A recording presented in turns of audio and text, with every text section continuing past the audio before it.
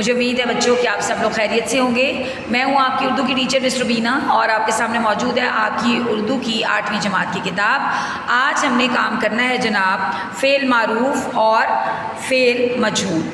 فعل معروف اس کی ہم تعریف کریں گے، ساتھ ہی اس کی مثال بھی میں نے یہاں لکھی ہوئی ہے۔ اس کے بعد میں آپ کو فعل مجہول کے بارے میں بتاؤں گی کہ یہ کیا ہوتا ہے، اور اس کے بعد اس کی تعریف اور اس کی مثالیں۔ ٹھیک ہے جی؟ اچھا جی، پہلے ہم کر لیتے ہیں کہ فعل معروف۔ فعل کس کو کہتے ہیں؟ کسی کام کے کرنے کو کہتے ہیں فعل۔ اور فعل معروف ایسا فعل ہوتا ہے جس میں کام کرنے والا یعنی فاعل کہتے ہیں کام کرنے والے کو۔ تو ایسا فعل جس میں کام کرنے والا معلوم ہو، یعنی جو کام کسی نے کیا ہے وہ ہمیں معلوم ہو کہ یہ کام کس نے کیا ہے، تو ایسے فعل کو کہتے ہیں فعل معروف۔ اور اس کی مثال کیا ہے؟ میں نے ایک مثال لکھی ہے آپ کے لیے، مثلا علی نے خط لکھا۔ اب اس میں کام کرنے والا کون ہے؟ علی یعنی فاعل، اور کام کیا ہوا ہے؟ خط لکھا گیا ہے۔ تو اس کا مطلب ہے ہمیں پتہ ہے کہ خط کس نے لکھا ہے، یعنی فاعل کون ہے، کام کرنے والا کون ہے۔ تو اس لیے یہ جو مثال ہے یہ ہے فعل معروف کی۔ ٹھیک ہے جی؟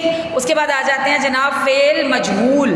فعل مجہول ایسا فعل ہوتا ہے جس میں کام کرنے والا یعنی فاعل، کام جس نے کیا ہے وہ ہمیں معلوم نہ ہو۔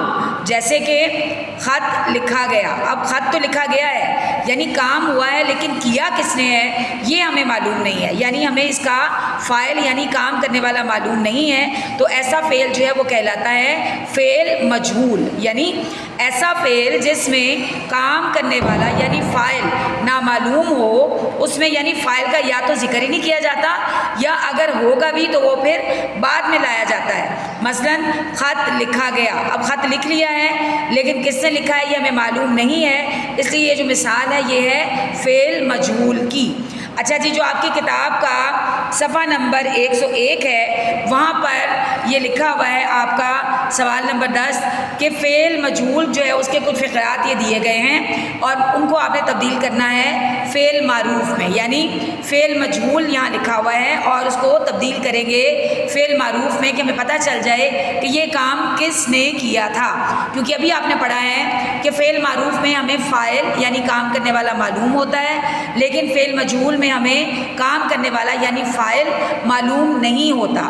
جیسے کہ یہ مثال ہے پھل خریدے گئے۔ اب یہاں پہ دیکھیں کہ پھل خریدے گئے ہیں لیکن پتہ نہیں ہے کہ کس نے خریدے ہیں، تو ہم کیا کریں گے؟ ہم کوئی نام اس میں ساتھ جو ہے وہ ڈال دیں گے کہ بھئی کس شخص نے یہ کام کیا ہے۔ تو یہاں میں نے لکھ دیا آمنہ نے پھل خریدے۔ اب اس کے اندر کام کرنے والا بھی موجود ہے اور جو کام ہوا وہ بھی موجود ہے، تو اس لیے یہ ہو گیا فعل معروف۔ فعل مجہول کی دوسری مثال یہاں لکھی ہے گھر بنایا گیا، لیکن اب یہ نہیں پتا کہ گھر کس نے بنایا، ہم نے یہاں نام ڈال دیا ریحان نے گھر بنایا، تو یہ ہو گیا فعل معروف۔